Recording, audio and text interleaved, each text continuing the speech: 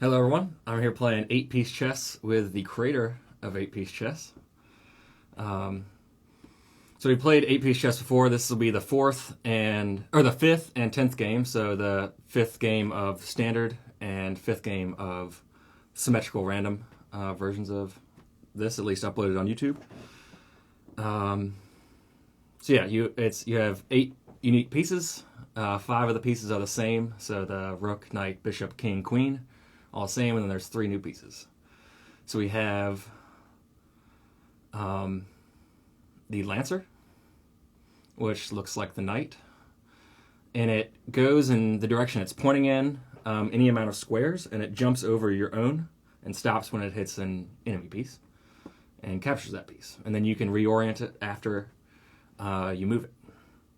The rook-like one is a jailer. It moves like a rook, but anything orthogonally next to it, horizontally or vertically next to it, cannot move, is immobile.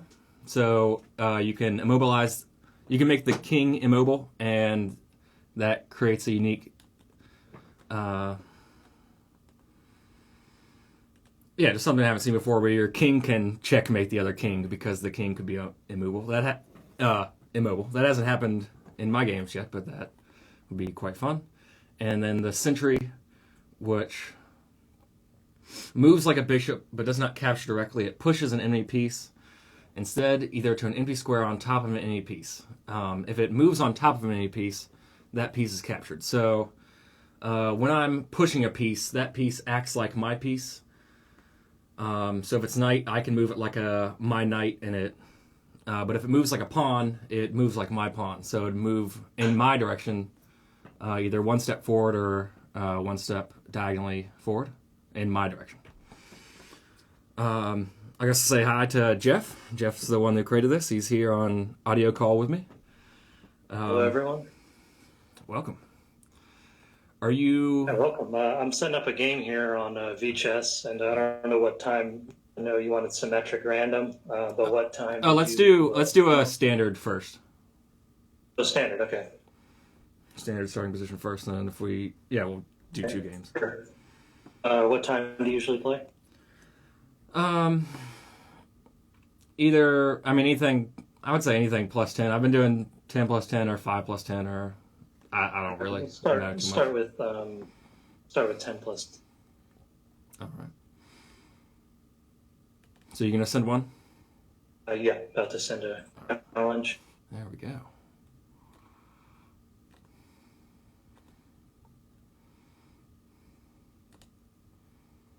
All right, everything's there.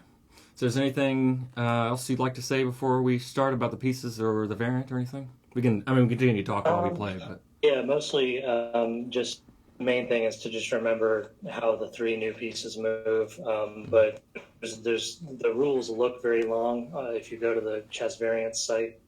But the real reason for that is just to account for certain situations that might be abnormal and to just answer questions that people might have, like, can you castle through a jailed hold square, or what happens when a sentry pushes a lancer, which is a little bit more complicated than when it pushes anything else. And there is a reason behind that. It isn't just to complicate the game and make it frustrating or annoying in any way. It's more to make it fair and balanced and to have it make sense. Like, for example, when the sentry pushes a lancer, you can move it. The lancer is yours, like in that direction. You can jump over your own piece and capture in the direction it's facing. But in addition to that, when a sentry is pushing a lancer, you also have the option of pushing it forward and an empty square that surrounds it. So, for example, if you were to move, like, you don't have to do it right now, but if you were to move to D3, right? Okay. Lancer, and let's say you continue facing northeast. Now, if I had a sentry that was aimed at your lancer, was on like H3, or sorry, A6. A6. If I had a sentry on A6, next one up, yeah. Okay. Aimed right at your lancer, yeah. When I push you, I can push you as if the lancer is mine, northeast, like as if it's a white lancer moving northeast. But the other options that I have is I can also push it to any of those empty squares in those directions. Like I can push it to C3, aiming west, C3 aiming west, and then I can move it to C4 aiming northwest. You can push it to an empty square that's touching it. And the idea behind this was like was for the sentry to be able to cover a certain square that the lancer's on. Like if let's say the lancer's aimed at the king, right, and the king's in the corner and it's in check. I didn't want the sentry to be so impotent. Like if the sentry were covering that square, you'd be screwed if the only way out of it was to like push it away. And if it's aimed in that direction, right, you want to be able to push it somewhere else. So I made that rule where you can push it to an empty square just to get it out of the way. So because otherwise it just doesn't seem fair that like, you know, you have that square covered by the sentry, but you can't do anything about it because the lancer's aimed in one direction. So I just wanted that option to sort of scoot it out of the way. The lancer's unique in that, you know, you'd have to move in that direction. I just thought that would be a fair way of approaching how they interact. And then, you know, after the lancer is pushed by the sentry, it is allowed to turn and then move immediately afterward, like like the opposite of what it normally does if you want. But you can't like turn, move, and then turn again. So the idea is you can move it like normal after being pushed, or you can turn then move. It's one or the other. So it seems complicated, but it's not just making a rule for the sake of a rule. It was just sort of to make the game fair and balanced, and to have those pieces interact with each other in a way that makes sense and wouldn't frustrate either of the players too much. And the other rule that has come up in my game so far was if a king is held by a jailer, then the players whose king is held may pass as a legal move. On this website, I believe if you try to move the king while it's jailed, it passes your turn. Is that? Yeah, it may have been coded that way.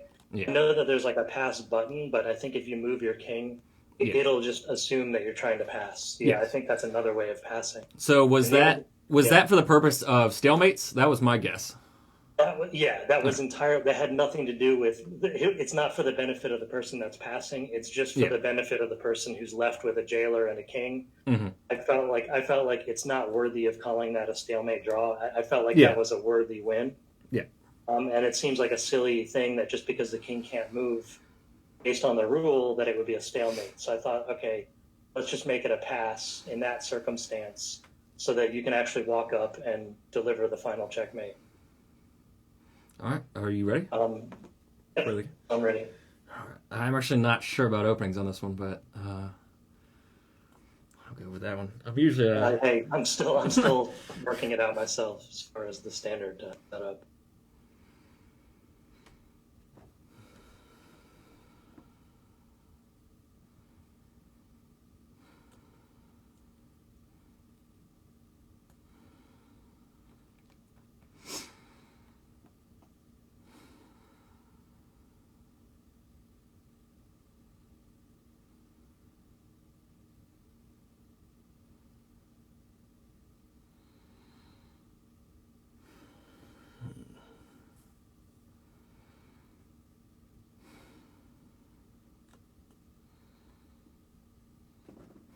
Opening I haven't done yet, so already new spot.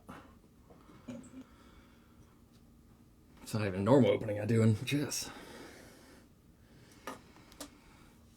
So yeah, is there anything? I think I saw him mention a little bit, but is there a reason?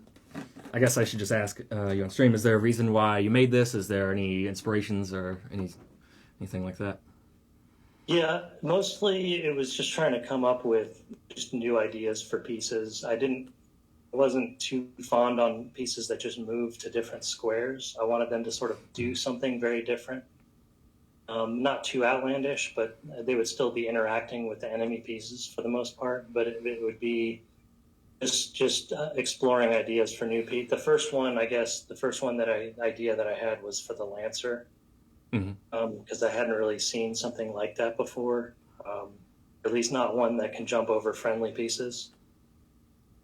And then the idea that it can turn afterward sort of makes it similar to a knight, where you move it and you have to turn it, or you have to move it a couple times to reorient it. But it does have a lot of power if you have good foresight. So my original idea was like, okay, let's use lancers instead of knights. Mm-hmm. That was like the first thing that I came up with, and then I just figured the knight is too classic to get rid of. I came up with just putting a lancer on the queen side only, and having 2 rooks and 2 bishops. But it just seemed like once the lancer was gone from the game, it was pretty early on in some cases, and it was back to a regular game of chess. I figured if we're going to do a variant, I just wanted to go ahead and change all 3 of the other pieces. All 3 pieces. So I basically just wanted to keep the way they move so that people could easily remember it, but they would do something other than captures. Sliding diagonal piece, a sliding orthogonal piece, but they would do something different. Rather than moving different, they would just do something different to create new tactics. Yeah, I really like. I definitely like the jailer as a piece I could almost see thrown into anything. Yeah, I mean, I like all 3. I like all 3 pieces. I don't mean to single it out. The king could be held, and you're actually not in too much trouble because you can keep it out from being checked, and you're still in good shape. So with the sentry and the jailer, you can actually get away with putting your piece in its way and get away with it in some cases, as long as you're careful.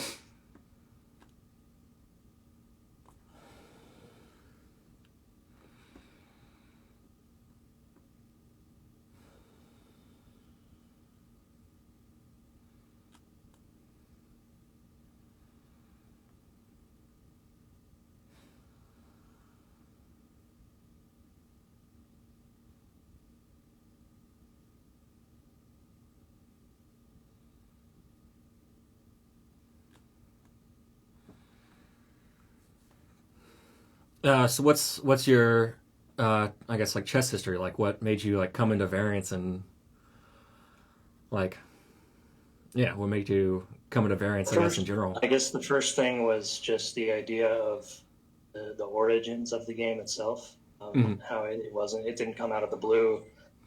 The original game came from other ancestral variants, I guess you'd call them.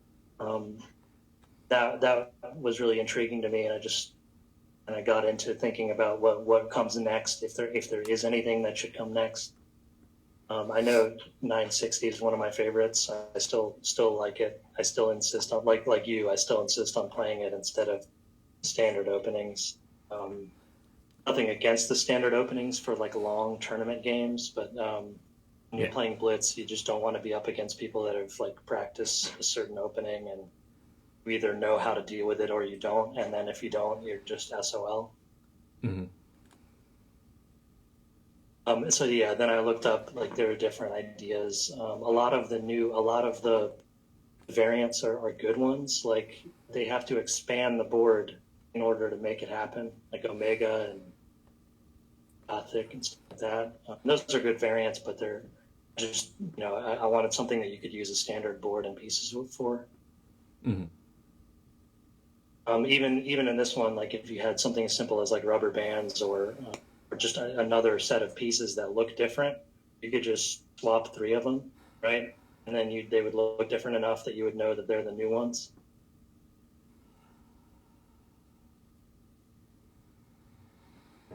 I'm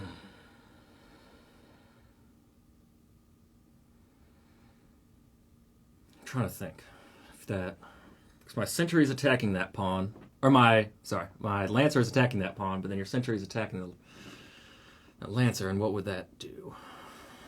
So yeah, you'll want to maybe just be careful where you aim it. You want to probably retreat. If you retreat, I could take that pawn in response. Yeah. If you aim it southeast, it might be okay because there's nothing in that direction that I could capture. Yeah.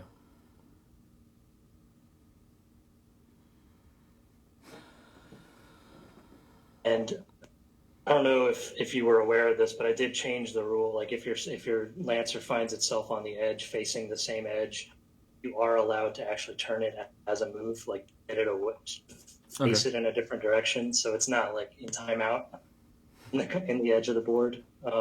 It just works a lot better, and it makes more sense for the rest of the game that it isn't just awkwardly stuck. But other than that, I thought it was important that it not be able to just turn as a move. That makes it a little too powerful, and there's other reasons why I didn't want that. But for the most part, it has to move and then turn. But if it does find itself being pushed up against the edge and then like still facing that edge, you are allowed to spend a move to turn it some other direction.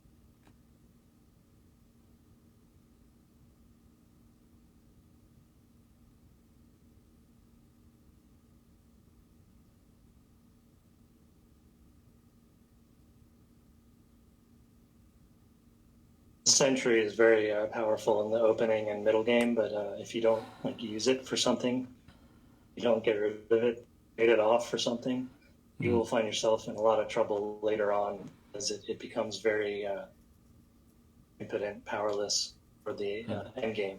Yeah, that's what I mentioned that when I first started playing, thinking that it relies on other pieces to be powerful. So the less pieces on the board, the less powerful it get. Which I do like pieces that change their value as they, or less or more as the game progresses. Yeah, the bishop and knight are said to sort of be the same way, but this is a little more dramatic than that.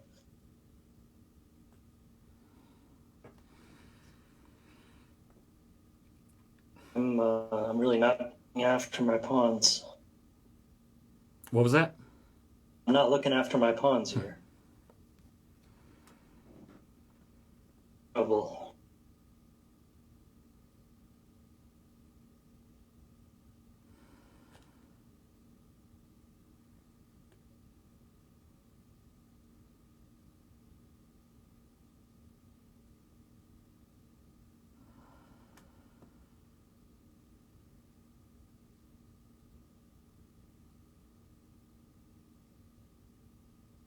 Yeah, the Sentry controlling. Oh, really overlooked that.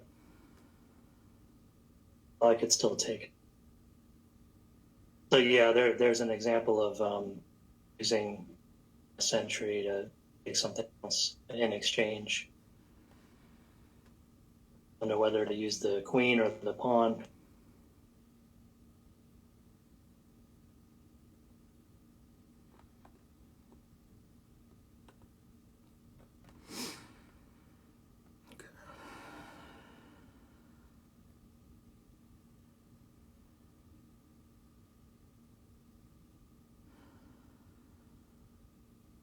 Yeah, one of the things I was kind of noticing is like if I'm going to be changing, adding pieces and making it sort of not traditional chess with the harmony of bishops and rooks, might as well just change all three of the other pieces. Like think of a normal chess game that's halfway through or toward the end game, and they have just one of each piece type, and the game is still interesting, then why not just do that from the beginning? That was sort of my thinking. Like, if for the sake of have these pieces, you have these available pieces to use. Why do they have to both be rooks or two bishops? I mean, it does make for interesting openings in traditional chess to have two rooks and bishops. But if you're making it asymmetrical anyway, I just figured why not?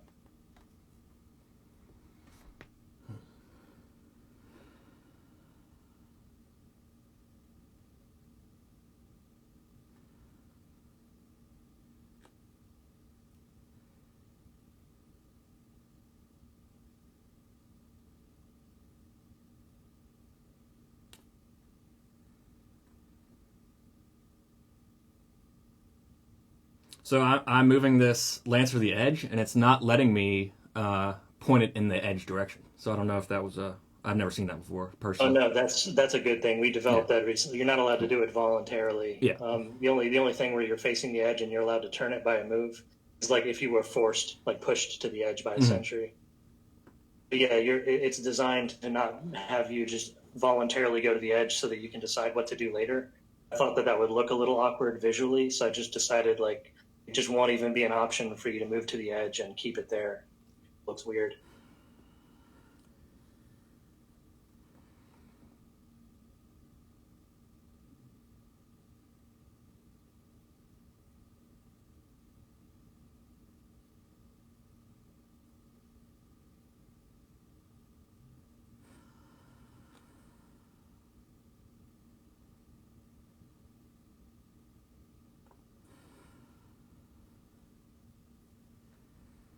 Yeah, the Sentry is great for even if you're not like necessarily using it all the time or you're attacking something directly.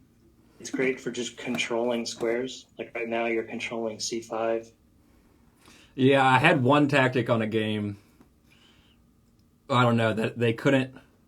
E5 and E5. They couldn't move like close to a pawn because then I could attack the pawn and like or they couldn't move close to their own pieces and stuff like that. Mm-hmm. Yeah, the whole thing where the pawns are allowed to move back toward the Sentry after being pushed. Mm-hmm. The reason for that was I still wanted a pawn chain to be able to like block off the Sentry the same way that it can block off a bishop. I didn't want it to be so powerful that you could like start at the top of the chain and just work your way. That would work your way down. That would make it a little too powerful. The overall strength of the new pieces, I think, is a little over 11, and I think if you were to add up the old pieces, it's also a little over 11 as well. What would you give the value of each of the pieces? Sentry is a little under 3, like a 2.8. I'd say the knight is a 3 and a bishop is maybe a 3.2. Oh, so for the jailer and lancer? The jailer would have, I'm going to say 3.5 to 4.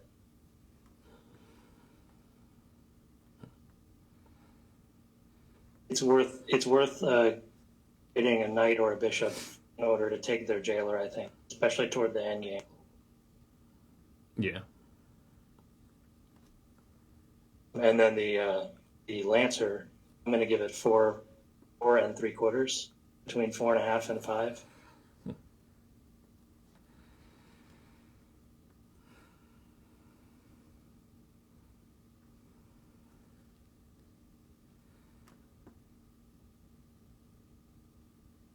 It's pretty close to a rook, but it just on the fact that it's unable to do any kind of work or control 2 different directions at the same time. That's where its weakness lies.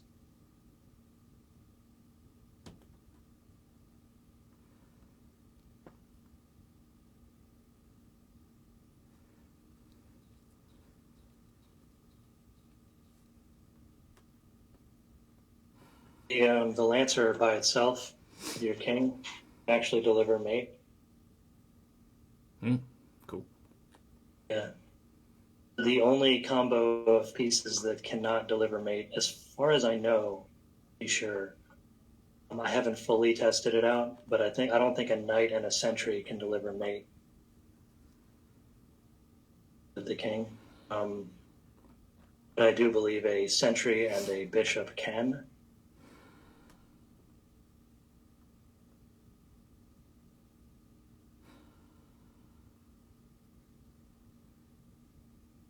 It's in regular chess, 2 knights can't deliver mates, so I figure it's not too much of a loss as far as like knight and sentry not being able to do it.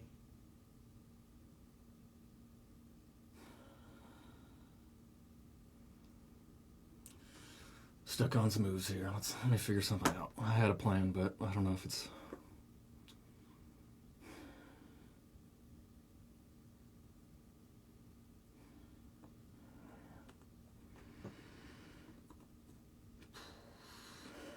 I'm highlighting all my potential moves if you want to look. Let's see. Oh.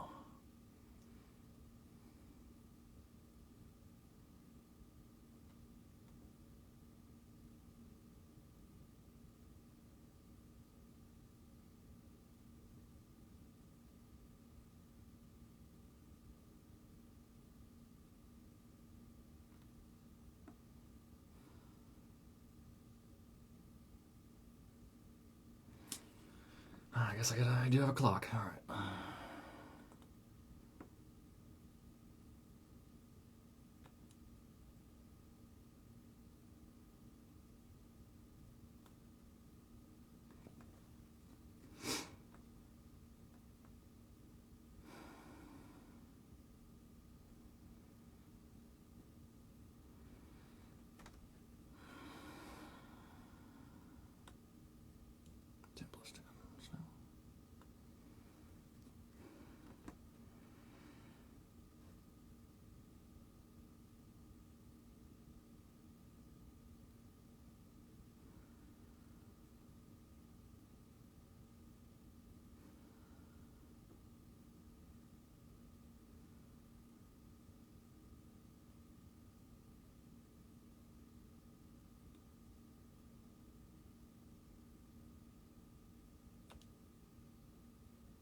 So if your queen weren't there, Mm-hmm. there it is.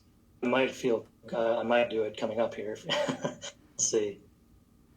I might feel comfortable just taking your jailer because there's nowhere for you to really take with your sentry, so to speak. So there's none of my pieces are under threat from that square. Now it would not be good for me, but you see what I'm saying. Yeah. I want to distract you during your turn. Go ahead.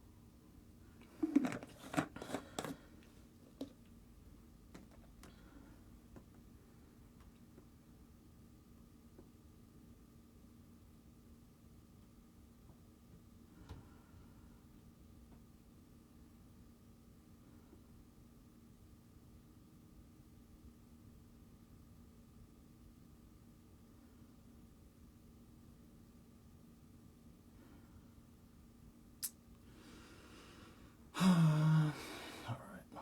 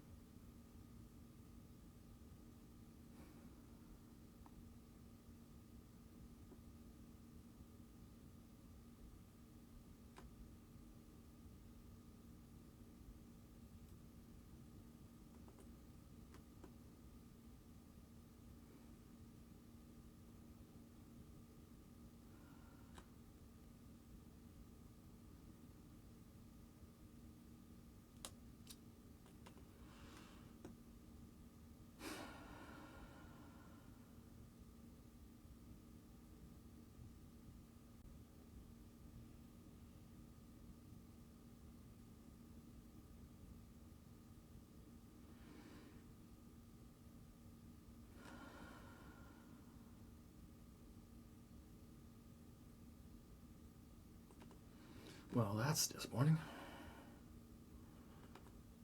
Lancer is fairly stuck, and now I just need to make a move pretty fast now.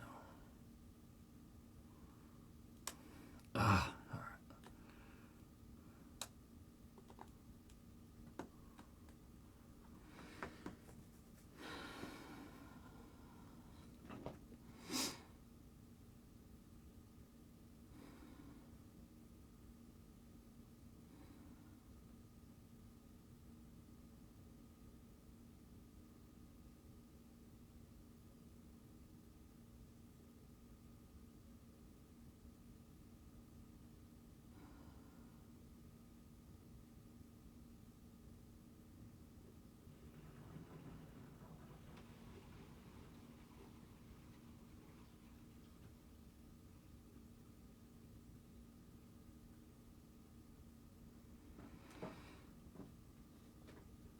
Uh-oh.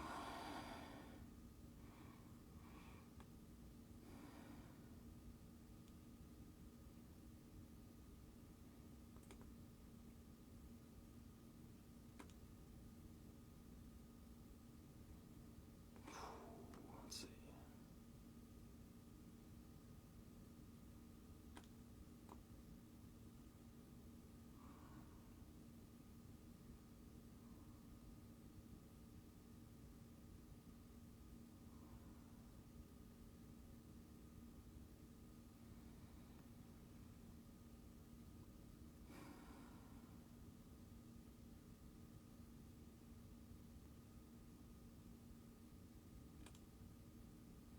Nice.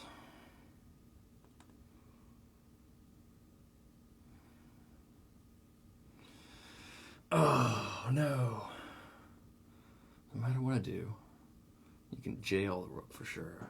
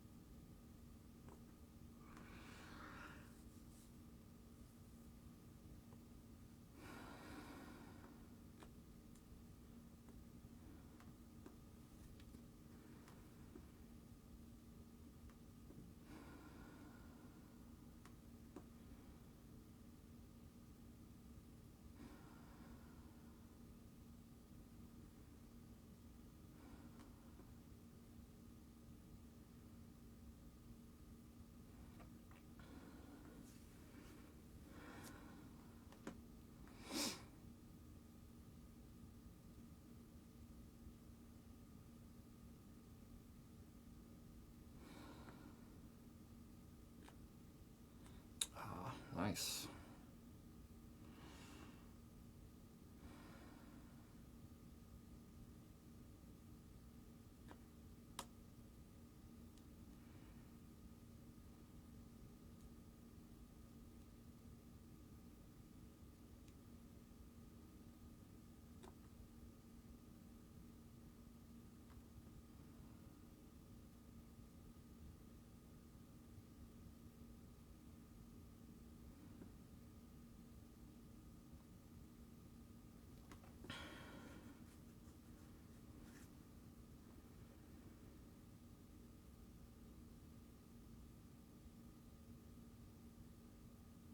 Doesn't really get me anything. It's just kind of a fancy place to put my queen. Holding my queen down. In that area, yeah, I guess so. Got a lot of pieces pointing at my king.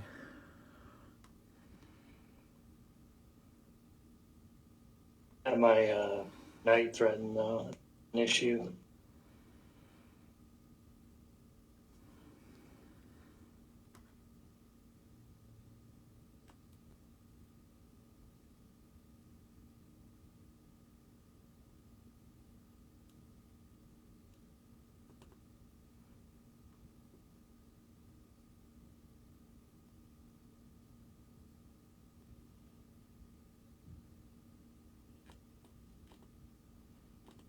Can it jump over any amount? I guess not. Oh, it's only friendly pieces. Yeah, what am I thinking that? All right. Yeah, that's not good. Wow, I did not. Sorry about that. I did not even see my time. It can jump over. It doesn't have to jump over anything, but it can jump over any amount of friendly pieces. The first enemy piece that it runs into, it has to deal with that piece. Like on the battlefield, they're not going to let the horse jump over, right? They're just going to. Sorry about that. Sorry about time. That's one of the first times it's happened in a while, especially with +10. Yeah, it's no worries. It's a good game though. It's a good a lot of stuff going back and forth. We'll be playing a symmetrical random / I think it's 3840 is the number, as I've been putting. If you want to watch, I'll make sure we try to finish that game. But that was game 1 of 8-piece chess with the creator, Jeff. Thanks for watching this one, anyone. I'll be back shortly with the symmetrical random game. See you soon.